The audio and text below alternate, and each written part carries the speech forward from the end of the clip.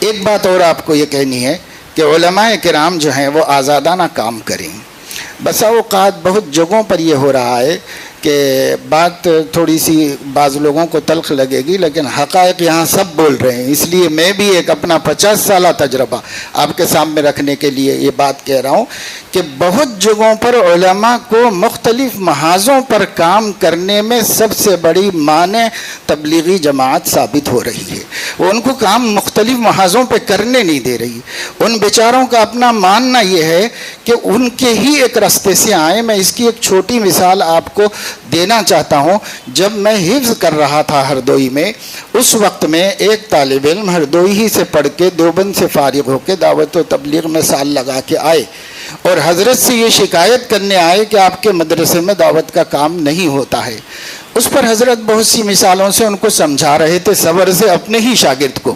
ایک مثال یہ دی کہ تمہارے گاؤں میں جامع مسجد ہے نا؟ کہا اس جامع مسجد میں آنے کے کتنے راستے ہیں؟ تو انہوں نے کہا 3 راستے ہیں، داہنے بامنے سے راستہ ہے.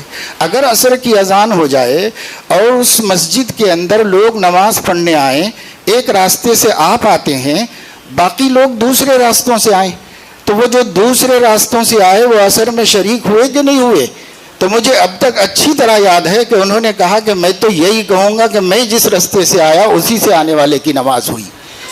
یہ چیز اب بڑھتے اتنی ہو گئی ہے کہ کئی مہاراشٹر میں تو اس قدر مشکلات ہیں کہ کوئی کام کسی دوسرے کو کرنے ہی نہیں دیا جا رہا ہے.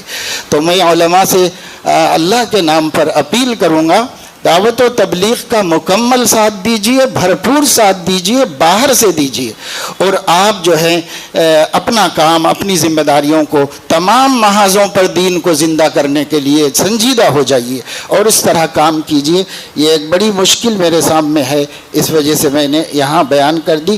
گو یہ ہے کہ آپ کا تجربہ اس کے خلاف ہو، میں کسی سے اختلاف نہیں کرتا.